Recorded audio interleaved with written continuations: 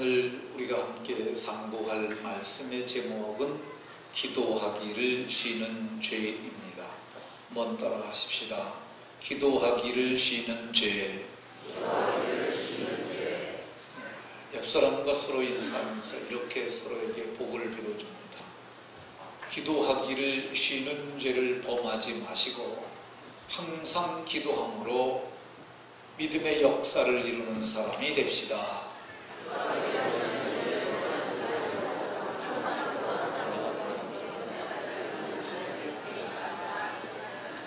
기도하기를 쉬는 죄를 범하지 마시고 항상 기도하심으로 믿음의 역사를 이루는 복 있는 성도들이 다 되시길 예수님 이름으로 축원합니다. 성경은 죄에 대해서 참 말을 많이 합니다. 그런데 그 죄를 가만히 분석해보면 두 가지 장르로 볼 수 있어요. 하나는 하나님께 대한 대신관계에서의 죄고, 하나는 인간관계에서 짓는 대인관계에서의 죄를 말합니다. 죄를 극명하게 보여주는 말씀은 십계명이라 할 수 있습니다. 십계명 중에서 1계명부터 4계명은 범하면은 하나님께 죄가 되는 계명들이에요. 그래서 계명을 범하면 그게 죄가 되는 죄입니다. 두 번째, 5번째부터 10번째는 인간관계에서 짓는 죄예요. 그거를 범하게 되면 인간에게 죄를 범하게 되는 겁니다. 살인하지 말라. 근데 그걸 범하면 살인한 거잖아요. 그러면 죄가 되는 거죠. 도둑질하지 말라. 도둑질하면 그건 죄가 되는 겁니다.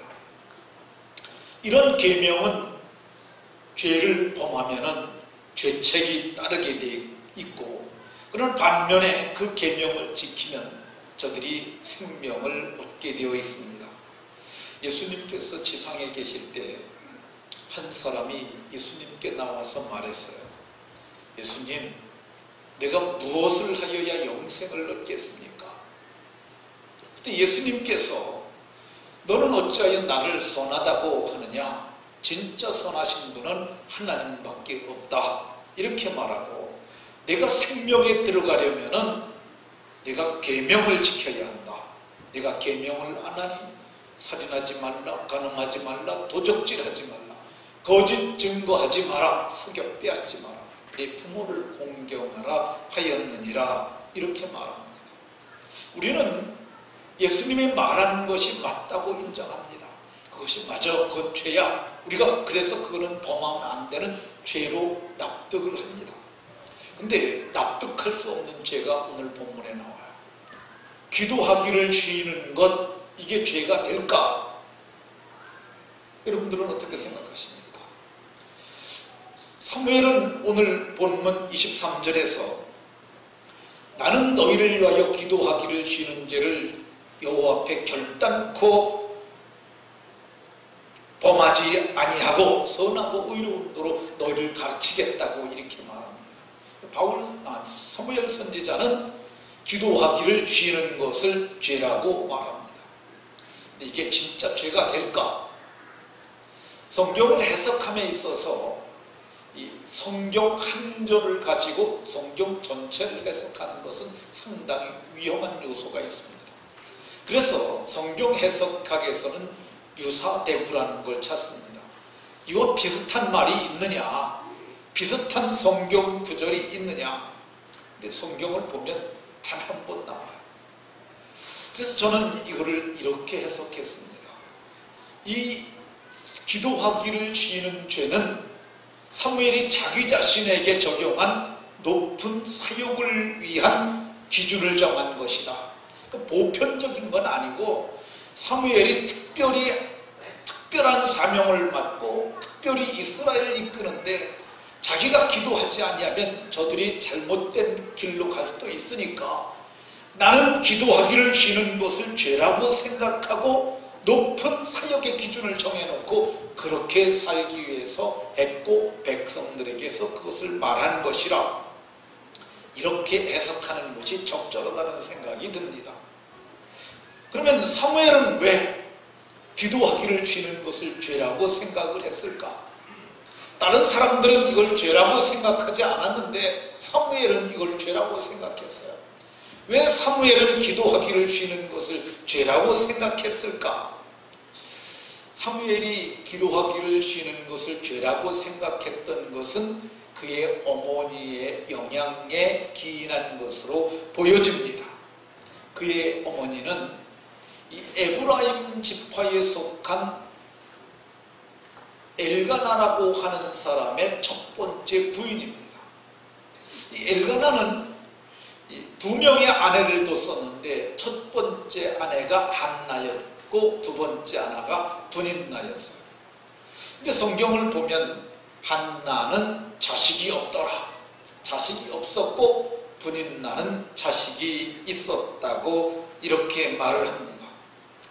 이 자식이라는 것이 오늘날에는 별로 귀중하게 생각하지 아니하고 애도 낳지 않으려고 그러고 자식이 많은 게 복이라 그렇게 말을 해도 잘 공감을 하지 않습니다.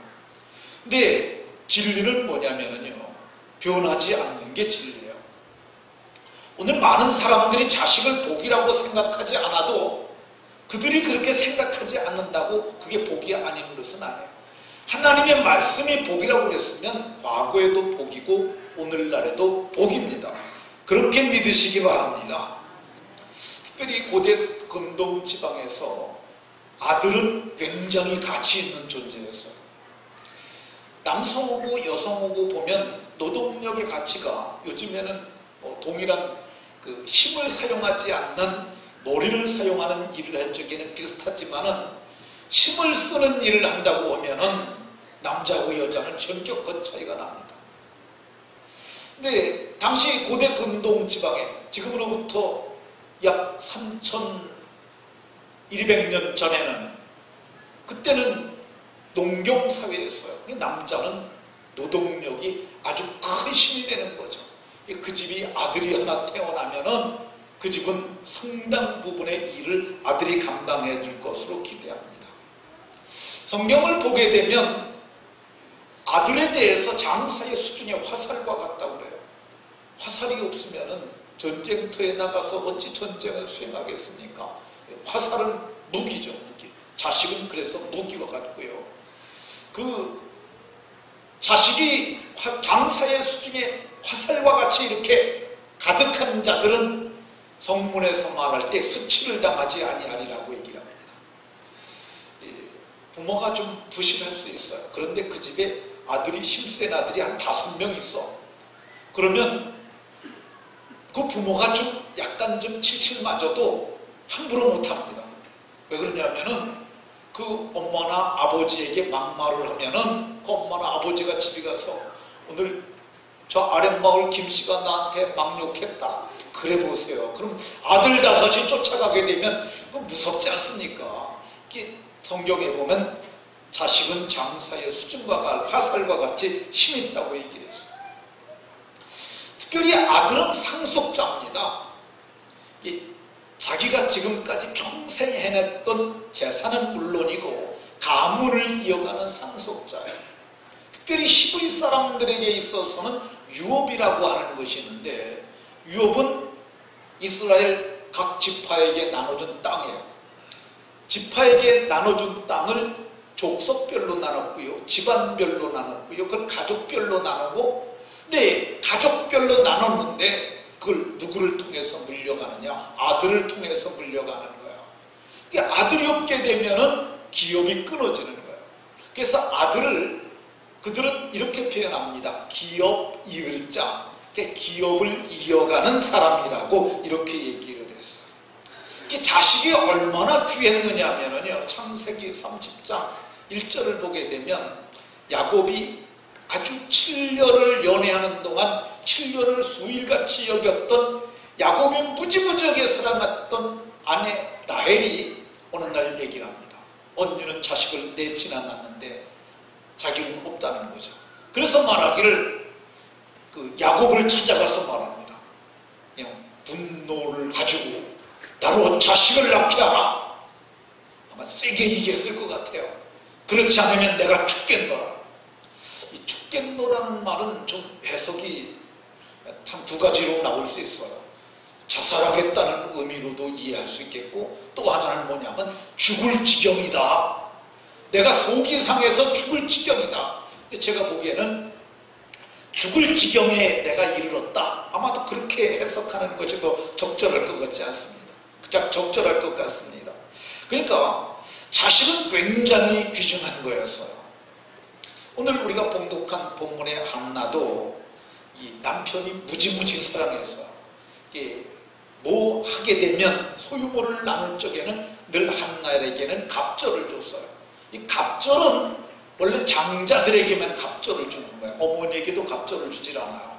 그러니까 장자만 두목인데 그를 장자의 몫을 줬어요. 근데 그 이유가 뭐냐면 이는 그를 사랑함이라. 얼마만큼 사랑했느냐면요, 내가 그대에게 열 아들보다 더 낫지 아니하냐. 아들이 10명이 있다 한들 10 아들이 당신에게 해주는 것보다 내가 혼자지만 당신에게 해주는 것이 10 아들이 당신에게 해주는 것보다 더 낫지 아니하냐, 이렇게 말을 했어요. 그러니까 얼마나 잘해줬는지 좀 남성들 좀 이해가 가지 않습니까? 근데 성경을 보면 그래도 한나는 슬퍼했어요. 성경을 보면 그대의 마음이 슬프냐. 이게 한나는 굉장히 슬펐어요. 왜 그러냐면 자식이 없었기 때문이죠. 이 자식의 비중이 얼마나 컸는가를 사무엘상 1장을 보면 알 수 있는데요. 여기에 분인나라고 하는 여자가 나옵니다. 분인나는 엘가나의 둘째 부인. 한나가 첫째 부인이니까 둘째 부인들은 대개 형님이라고 첫째 부인을 부르죠. 또 우리나라 표현으로는 둘째 부인을 첩이라고도 부릅니다. 이 첩이라는 것이 우리나라 한문을 보게 되면 설립자의 계집여자가 쓰여집니다.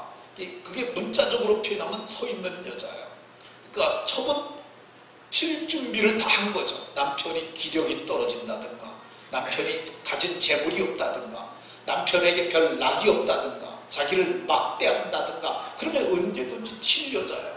근데 이 첩인 이 여인이 성경을 보게 되면 자녀를 낳습니다. 근데 자녀를 낳는데 이게 자녀를 많이 낳았어요. 그러니까 이 여자가 아들을 며칠 낳으니까 이 형님을 갖다 어떻게 했느냐 하면 막대했어요. 왜 그랬느냐면 나는 아들 내실 때 넌 없잖냐. 그래가지고 성경을 보게 되면은 사무엘상 1장 6절에 분인나가 그를 심히 격분하게 하여 괴롭게 하더라. 격분하겠다는 말은 화나는 말을 했다는 거야. 애도 못 낳는 예편네가, 아들도 없는 주제에, 여러분 진짜 아들 없는 사람에게 그렇게 말해보세요. 근데 그것도 누가 말하느냐가 중요한데 첩의 소생이 와서 첩이 와서 그렇게 말하니까 얼마나 분노가 하겠어요. 근데 이게 한 번이 아니에요. 성경을 보면 매년 여기 사무엘상 1장 7절에 매년, 또 특별히 성전을 올라갈 때마다 그렇게 격분하도록 막말을 했다는 것입니다. 근데 이런 일련의 과정을 통해서 한나는 어떻게 변화되느냐 하면 기도의 사람으로 변화가 됩니다. 그러니까 마음 상한 것을 기도로 승화시킨 거예요. 그에게 닥친 힘들고 고단한 삶을 원망하거나 그렇게 하지 아니하고 하나님을 향하여 말을 함으로 그가 기도의 사람으로 변화되는 거죠. 저는 한나가 성경을 보게 되면 그가 기도의 달인이 되었다, 이렇게 말하고 싶어요. 근데 기도의 달인이 되는데, 달인이 되려면 최소한 10년 이상 한 업종에 종사하게 되면 보면 달인이 되더라고요. 근데 이 여인이 기도의 달인이 될 수 있었던 이유가 아기를 못 낳기 때문이죠. 제가 생각하건대 엘가나가 한나를 무지무지 사랑했던 것으로 보아서 금세 첩을 들이진 않았을 것 같아요. 첫해 아기 없다고 뭐 첩 들이자 그러겠어요? 그건 아니죠. 최소한 3년은 기다렸을 거야. 근데 3년 지나고 나면 한나도 조급해지죠. 아기가 있어야 되는데 하나님 아기를 주세요. 하나님 라헬에게 아기를 줬던 것처럼 레아에게 아기를 주셨던 것처럼 하나님 내게도 아기를 주세요. 아마 그렇게 기도했을 거예요.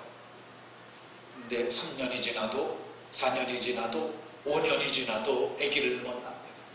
근데 그렇게 되면은 압박이 들어오지 않겠어요? 엘가나에게.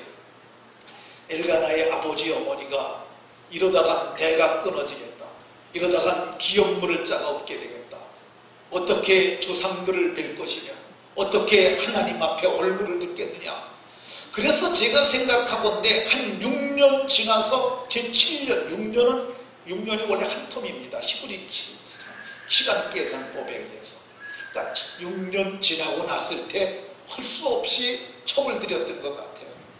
근데 이제 둘째 부인을 들여서 엘가나가 부인나와 동침하던 날 그때 한나가 많이 울지 않았겠어요? 여러분 생각해 보세요. 자기가 아기를 못 낳아서 어쩔 수 없이 첩을 들이게 됐는데 첩과 동침하던 그날 아마 한나는 많이 울었을 것 같아요. 근데 그냥 분인나는 오자마자 상태되고 오자마자 애를 낳는 거예요. 그러니 얼마나 더 힘들었겠습니까? 근데 그렇게 해서 성경을 보게 되면 이 성전을 올라갈 때까지 올라갈 때 그때 보면은 그 모든 자녀들이라고 나와요. 분인나는 자녀들이라고 그러니까 하나가 아니라 없고 그리고 걸리고 그리고 지가 걸어가는 애들까지 최소한 8명의 아이를 걸어갔으니까 저는 이거를 두 통, 약 14년의 기간 정도가 아닌가 하는 생각이 듭니다. 왜 14년이라고 그러냐면 그 후에 한나가 7을 낳습니다. 그러니까 적어도 46살까지 낳았다고 쳐친다면 이게 이 사건이 그러니까 사무엘을 낳을 때가 34살 정도 되지 않았을까. 20살에 시집을 갔다면 그 정도 계산이 되어. 어쨌든 한나는 이 1년의 아기를 못 낳는 시련을 통해서 그가 기도의 달인이 됩니다. 기도의 달인이 된 증거가 성경을 보게 되면 1장 10절에 그가 통곡의 기도를 했다고 얘기를 해요. 통곡의 기도는 아무나 할 수 있는 기도가 아니에요. 예수님도 지상에 계실 때 통곡과 눈물로 간구와 소원을 올렸가는데 한나는 이 큰 통곡의 기도를 할 수 있는 기도의 사람이었어요. 그가 어떤 사람이었느냐면 그가 서원하여 기도했다고 얘기를 해요. 이 서원은 한계 상황에 사는 거예요. 도저히 안 되겠다. 그러면 한계 상황에서 서원합니다. 제 신학교 동기 중에 여목사라는 친구가 있었어요. 여자 목사가 아니고 성이 여십니다. 여재현이라고. 근데 이 여재현이라는 목사가 있었는데 그 친구가 신학교 다닐 때 늦게 들어왔어요. 42살에. 42살에 저같이 신학교가 같이 동기생이었는데 저도 나이가 좀 많았지만 그분은 저보다 나이가 한참 더 많았어요. 근데 그분이 그래요. 자기가 원래 목회할 생각이 전혀 없었다는 거예요. 그러니까 그 사람은 머리가 비상해요.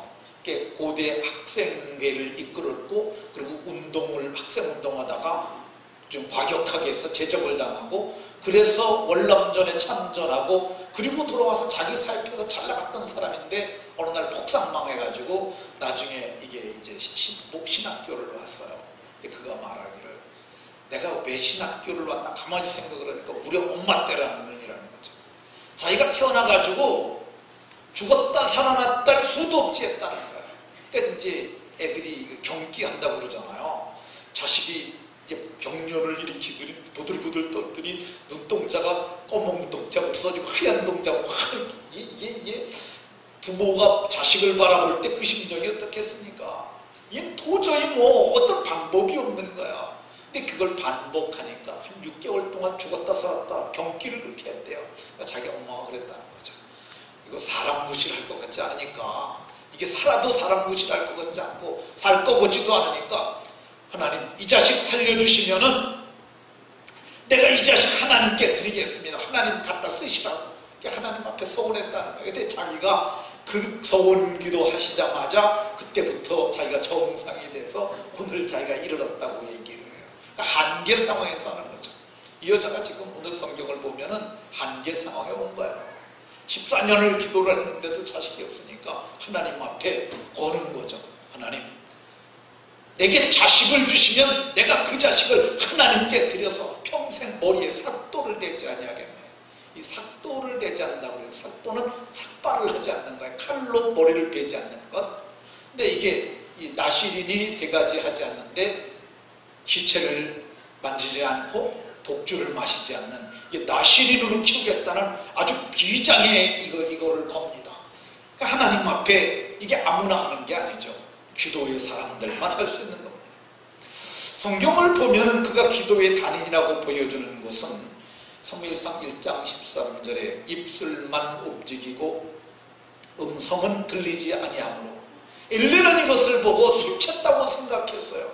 포도주를 끊어라. 그랬더니 그 여자가 말하기를 나는 슬픈 여자라 독주를 마신 것이 아니라 내가 여호와 앞에 내 심정을 통한 것뿐이니 내 심정이 주님의 심정과 통했다는 거야. 이게 통의 기도라고 할 수 있어요. 통하는 기도. 이게 보통 사람이 할 수 있는 게 아니죠. 그러니까 이 여자는 기도의 달인이 된 거예요. 기도의 달인이 됐다는 증거가 사무엘상 2장을 보면 한나의 기도가 나옵니다. 이게 성령에 감동된 기도를 한 거야. 이거는 보통 기도가 아닙니다. 그래서 성경에 기록된 거야. 성경은 성령에 감동된 하나님의 사람들이 받아 말한 것이 그게 기록된 게 성경이에요. 그러니까 이 여자가 했던 기도는 하나님의 성령에 감동받아 성령을 쫓아 말하는 거죠. 그가 그래서 하나님에 대해서 말을 하는데 여호와는 시간이 없어서 그냥 지나갑니다. 여호와는 죽이기도 하시고 살리기도 하시고 여호와는 가난하게도 하시고 부하기도 하시고 하나님을 깊이 아는 그런 사람이 됐어요. 그가 기도의 달인이 된 증거 중에 하나는 마침내 응답을 받아냅니다. 마침내. 기도의 끝은 뭐냐면 응답 아닙니까?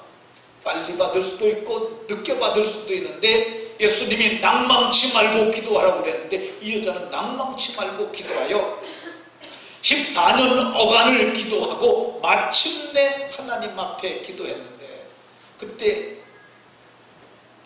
엘리 제사장이 말하길 내가 구한 것을 여호와께서 허락하시기를 원하노라. 그러니까 금세 얼굴에 수색이 없으니라. 요즘은 근심빛이 없었다라고 그러는데 수색이 없었다는 말이 똑같은 말입니다. 그 이유가 뭐냐면 나 오늘 응답받았다. 확신받은 거죠. 그리고 가서 1년 만에 아들을 낳습니다. 이 여자가 정말 믿음의 사람이요 기도의 사람이었다는 증거가 정말 그가 하나님 앞에 약속한 그대로 젖대기까지 기다려서 그 아들을 소 3마리를 데리고 이끌고 엘리 앞으로 가져가서 그에게 말하기를 내가 당신 앞에 기도하던 여자인데 하나님께서 기도한 대로 내게 주셨으므로 나도 여호와께 그를 드리되 그의 평생을 여호와께 드리겠나이다. 그리고 하나님 앞에 그 아들을 드렸습니다. 이 한나가 자식을 어떻게 가르쳤을까? 어떻게 가르쳤을 것 같으세요? 자식 데리고 기도하는데 같이 갔겠어요? 안 갔겠어요? 우리 차혜선 집사님이 좀 늦게 아들을 하나 얻었습니다. 금요 기도할 때 가끔 데리고 아기를 업고 오세요. 목사님 축복해 주세요. 그럼 제가 그 아이를 축복해 줍니다. 근데 그 아이가 모르겠습니까? 아니면 압니다. 성경을 보게 되면 히브리서 11장에 모세의 성장에 대해서 말해요. 모세가 믿음으로 장성하여 모세가 언제 믿음으로 자라났습니까? 그는 히브리 교육을 받은 게 성경에 안 나와요. 그는 바로의 공주의 아들로 자라난 거죠. 그러면은 그가 믿음으로 자라났다는 믿음의 시기가 언제냐? 그는 엄마가 돈 받고 자기 자식을 전매겼던 시기가 있습니다. 그게 길게는 5년이고 짧게는 3년이에요. 그러니까 아들 전매기면서 교육한 거죠. 그게 믿음으로 자라는 거야. 그러니까 히브리 사람들은 그래서 어렸을 때 교육을 아주 중요시 여기는 거예요. 그래서 아기를 안고 그러지 않았겠습니까? 한나가 사무엘을 전매기면서 말하기를 나는 너에게 젖을 먹이는 것이 참 꿈만 같다. 내가 시집와서 14년 어간을 아기를 못 낳는데 하나님께 너를 구했더니 내가 서원하고 구했더니 하나님께서 너를 주시지 않았냐. 그래서 내가 네 이름을 사무엘이라고 했다. 이게 여호와께 구하였다는 말이 그게 사무엘이에요. 히브리 말로. 그게 여호와께서 들으시고 그 아들을 주셨다는 거죠. 애기한테 그 얘기 해주는 거야. 엄마가 기도하고 너를 낳는데 너는 이제는 젖을 떼면은 성전에서 자라나야 한다. 그리고 너는 하나님의 일을 하는 일꾼으로 내가 이미 드렸다. 그러니까 너는 기도를 하면 살아야 되겠고, 내가 기도를 하지 않으면 민족이 망할 수 있으니까 너는 기도하는 것을 반드시 잊지 마라. 기도하지 않는 것이 네게 죄가 될 수 있단다. 그렇게 가르치지 않았겠어요? 엄마가 그렇게 가르쳤더니 그가 기도의 사람이 되어서 쉬지 않고 기도했던 것을 볼 수 있습니다. 기도하지 않는 것, 기도하기를 쉬는 것은 죄라고 생각하고 그가 그렇게 평생을 살았습니다. 그랬더니 그의 생애가 위대한 생애가 됐는 줄로 믿으시기 바랍니다. 그가 기도하기를 쉬는 것을 죄라고 생각하고 기도했더니 어떤 사람이 됐느냐? 하나님이 부르셔서 하나님이 말씀을 들려주시고 하나님의 일을 행하게 하는 하나님의 사람이 되게 하셨어요. 성경을 보게 되면 그가 엘리에게 아들을 맡겼더니 이 사무엘은 하나님의 궤가 있는 여호와의 전에 가서 누웠다고 해요. 이게 아이가 성전에서 자라는 거예요. 보통 아이들은 다 그렇게 자라지 않고 품에서 자라는데, 어미 품에서. 이 아이는 하나님의 품에서 자라는 거예요. 근데 그가 장성하였을 때 어느 날 누웠는데 사무엘아, 사무엘아 이렇게 부르는 소리가 들려왔습니다. 누가 나를 부르시나 생각을 해보니까 자기를 늦은 시간에 부르는 제사장 엘리밖에 없어요. 그래서 뛰어갑니다. 저를 부르셨습니까? 아니다. 가서 편히 눕도록 해라. 근데 그 일이 세 번째 반복이 됩니다. 그때 엘리가 알아요. 하나님께서 나를 부르시는 것처럼 너를 부르셨구나. 이제 또다시 너를 부르는 음성이 들리거든 이렇게 말하도록 해라. 주여 말씀하시옵소서. 종이 듣겠나이다. 그래서 말씀하시옵소서라고 그랬더니 그때부터 하나님이 그에게 말씀하시기 시작했어요. 그래서 그가 쉬지 않고 기도했더니 하나님의 말씀을 듣는 하나님의 사람이 됩니다. 그가 쉬지 않고 기도했더니 사무엘상 3장 19절에는 여호와께서 그와 함께 하셨고 그의 말이 하나도 땅에 떨어지지 않게 하셨다고 얘기를 합니다. 그러니까 사무엘이 말하면 그대로 이루어지는 거야. 아기를 못 갖는 불임녀가 왔어요. 사무엘에게 와서 말하기를 내가 아기를 갖기 원합니다. 그러면 사무엘이 말하기를 주께서 내게 아기를 주시기를 원하노라. 그럼 명년 이맘때 되면 아기를 갖는 거야. 근데 이 일이 한 건 두 건이 아니라 이스라엘 전역에서 일어나는 거야. 그러니 사무엘이 얼마나 대단한 인물로 부상하겠습니까? 성경을 보게 되면 그의 말이 하나도 땅에 떨어지지 아니하니까 곡식이 다 죽어가고 있어요. 사무엘 선지자에게 와서 말합니다. 곡식이 죽어갑니다. 어떻게 하면 좋겠습니까? 그때 살아계신 하나님의 이름으로 말하는데 곡식은 다 살아나라. 진짜 살아나는 거예요. 그래서 단에서 부엘세바까지 온 이스라엘이 사무엘을 이스라엘의 선지자로 세운 것 줄로 다 알았다고 성경이 얘기를 해요.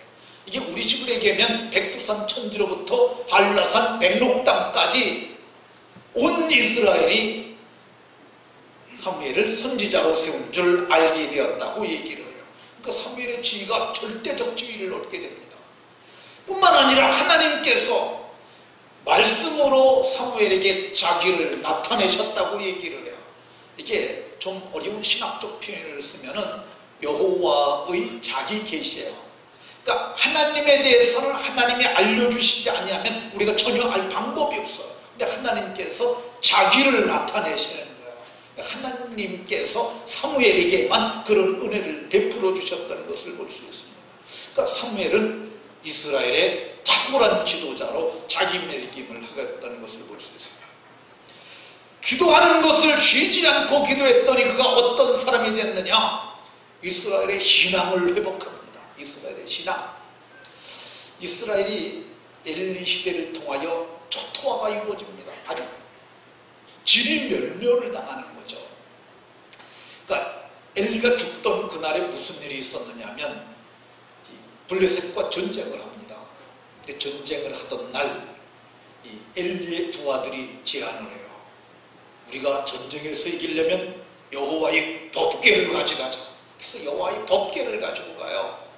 근데 법궤를 가지고 갔는데 법궤를 가져가면 하나님이 함께 하시니까 이길 줄 알았는데 그날의 수많은 백성이 아벡이라는 전쟁에서 유명한 아벡 전쟁에서 전멸을 하다시피 합니다. 단 한 명이 찾아와요. 한 명이 살아 들어와가지고 엘리가 이제 문간의 의자에 이렇게 흔들 의자에 앉아 있었는데 엘리 제사장의 발을 잡고 말하기를 우리가 전쟁에서 쳤습니다. 두 아들은 어떻게 됐느냐? 저들이 오늘 다 죽임을 당했습니다. 여호와에게는 어찌 됐느냐? 적들에게 빼앗겼습니다. 그러니까 엘리가 놀라가지고 너무너무 기겁을 해가지고 떨어져서 목뼈가 올라서 그날 죽습니다. 그러니까 엘리가 죽고 두 아들이 죽고 그리고 법궤는 뺏기고 전쟁에 참석했던 거의 모든 군사들이 전멸을 당해요. 그리고 블레셋 수중으로 들어가게 됩니다. 얼마나 참혹한 일이에요. 근데 그때 그 이스라엘을 일으킨 사람이 누구냐? 그게 사무엘이에요. 사무엘이 이스라엘 온 족속들에게 말을 합니다. 낙심하고 지쳐있지 말고 여호와께로 돌아오라. 니네들이 돌아오려거든 그냥 와서는 아니 되고 바알과 아셀다랏을 너희 중에서 제거하고 너희가 여호와만 섬기겠다고 그리고 돌아와라. 그러면 하나님께서 너희를 블레셋 손에서 반드시 건져내시리라. 근데 사무엘이 이스라엘 전역을 순회하면서 그 얘기를 합니다. 그랬더니 이스라엘 자손들이 바알을 다 부숴버리고 아스다솔을 다 불살르고 그리고 여호와께 돌아와서 여호와만 섬기게 됩니다. 이게 위대한 사역이에요. 이게 보통 위대한 사역이 아닙니다. 성경을 보게 되면 그가 이스라엘을 온전한 회복을 위해서 미스바 성회라는 걸 개최를 합니다. 이스라엘 12지파의 사람을 보내요. 너네들 미스바로 모여라. 이게 미스바로 모였는데 모여서 그들이 한 게 뭐냐면 물을 깃는 거야. 물을 기어서 여호와 앞에 부었는데 그게 회개를 상징적으로 보여주는 거야. 회개하고 그 다음에 뭐 했느냐면 금식을 했어요. 근데 금식을 하는 것을 보고 블레셋 사람들이 저놈들이 우리 수중에 있는데 저놈들이 지금 모여가지고 뭘 하느라고 모였는지 모르니까 우리가 군사를 가지고 와서 밥도 굶어 떼는데 저놈들 우리가 한 칼에 다 도륙을 내자고 쫓아갑니다. 근데 그때 백성들이 구해요. 우리는 밥도 안 먹어서 기력도 없는데 저들이 쳐들어오면 우리가 진멸되지 않겠습니까? 하나님께 기도해 주세요. 사무엘이 하늘을 향하여 기도했더니 어떤 일이 일어나느냐면요. 하늘에서 큰 우레를 발하여, 우레는 비하고 천둥이에요. 그냥 번개가 치면서 소나기가 쏟아지는데 사실 소나기가 세게 쏟아지게 되면요. 우리가 이게 좌충우돌합니다. 근데 거기다가 불꽃이 그냥 천둥에서 꽝꽝꽝 쳐보세요. 아, 이거 무섭지요. 근데 거기다가 머리 위에서 벼락이 떨어져 보세요. 지리멸멸이죠. 근데 지리멸멸하고 혼비백산한 그들에게 이스라엘이 쳐내려가기 시작해서 벳갈이라는 곳까지 쳐내려가서 아주 대승을 거두게 합니다. 이게 쉬지 않고 기도한 사무엘로 말미암는 은혜입니다. 성경을 보면 사무엘이 사는 날 동안 그게 얼마나 대단한 인물인가 알 수 있지 않습니까? 그가 기도하기를 쉬지 않았더니 그가 사는 날 동안 성경을 보게 되면 사는 날 동안 블레셋이 쳐들어오지 못했고요. 성경을 보게 되면 블레셋과 대승리를 거둠으로 사무엘상 7장 14절에 에글로부터 가드까지 땅을 다 다시 찼습니다. 영토 회복을 이루는 거죠. 뿐만 아닙니다. 사무엘이 사는 날 동안 그 땅에 평화가 있었다고 얘기를 해요. 우리가 사무엘을 이렇게 얘기를 하는데 제가 어제 백과서전을 인터넷에서 백과서전을 쳤어요. 그랬더니 이 사무엘에 대해서 이스라엘의 민족의 영웅이라고 써놨더라고요. 우리는 영웅이라는 생각을 참 안 해요. 근데 백과사전에서는 기원전 11세기경 이스라엘을 회복시킨 민족의 영웅 이렇게 표현되어 있었어요. 얼마나 대단한 사람이 된 겁니까? 그러니까 오늘 우리도 역시 마찬가지입니다. 우리가 쉬지 않고 기도하면 우리 세대에 놀라운 역사가 일어날 줄로 믿으시기 바랍니다. 성경을 보면 위대한 역사를 이뤘던 사람들은 모두가 기도의 사람들이었어요. 예수님은 하나님의 아들이셨음에도 불구하고 우리 같은 죄의 몸을 갖고 이 땅에 오시지 않으셨음에도 불구하고 그분은 지상에 있을 때 참 기도를 많이 하셨어요. 새벽 아직도 밝기 전에 새벽 미명의 예수님은 새벽 기도를 하셨다고 성경에 말을 해요. 미국은 새벽 기도 안 합니다. 근데 어떤 분들이 얘기해요. 어떤 놈이 새벽 기도를 만들어가지고 우리를 이렇게 힘들어하냐. 근데 사실은 그 말 잘못하는 거야. 예수님이 먼저 하셨습니다. 예수님께서 습관을 따라서 습관적으로 새벽 기도도 하셨고 그분께서는 산으로 가셔서 밤이 새도록 철야 기도죠. 날샘 기도라고 해야 됩니다. 이 철야 기도 하셨고 예수님께서 산에 가셔서 기도하셨고 예수님께서 겟셋마네라는 곳에 가서 기도 많이 하셨는데 이 겟셋마네가 이게 다른 말로 얘기하면 감람산이라고 그래요. 감람산에는 감람나무가 있고요. 감람나무에서는 감람나무 열매가 있고요. 감람나무 열매를 짜면은 감람유가 나옵니다. 근데 감람유를 짜는 곳이 겟셋마네예요. 그러니까 겟셋마네라는 말은 기름 짜는 곳이라는 뜻이에요. 그러니까 예수님께서 그 산에 가서 기름을 짜듯 쥐어짜는 기도를 하셨어요. 그분께서 기도하실 때 땅에 엎드려서 기도하니 땀이 땅에 떨어지는 핏방울과 같이 되더라. 성경이 그렇게 얘기합니다. 예수님께서 그런 기도하셨어요. 예수님께서 통곡과 눈물로, 근데 그냥 통곡이 아니에요.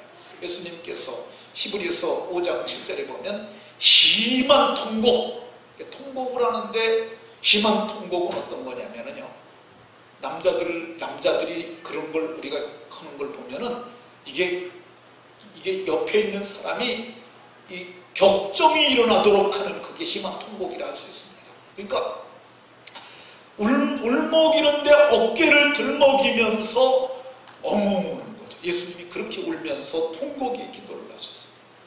예수님께서 지상에 계실 적에 본인이 항상 쉬지 않고 기도하셨기에 제자들에게도 낭망치 말고 기도하라. 예수님께서 항상 낭망치 말고 기도할 것을 말씀하셨어요. 그러면서도 예수님께서 또 힘들 땐 쉬기도 해라 이렇게 말했어요. 근데 성경을 보면은 잠깐 쉬어라 이렇게 말했는데 이건 몸을 쉬려는 거지 기도를 쉬려는 게 아니에요. 지금 휴가철이 아닙니까? 아마 금주에 휴가 가는 분들 많이 계실 텐데 몸을 쉬는 거지 기도를 쉬려는 게 아닙니다. 여러분들 이거 잘 이해를 하세요. 그러니까 몸을 쉬고 시간을 정해서 늘 기도했던 것만큼은 기도하는 것이 맞는 줄로 믿으시기 바랍니다. 성경을 보게 되면 사도들도 그렇게 많이 기도했고요. 그 후에 종교개혁을 일으켰던 마틴 루터도 기도를 많이 했어요.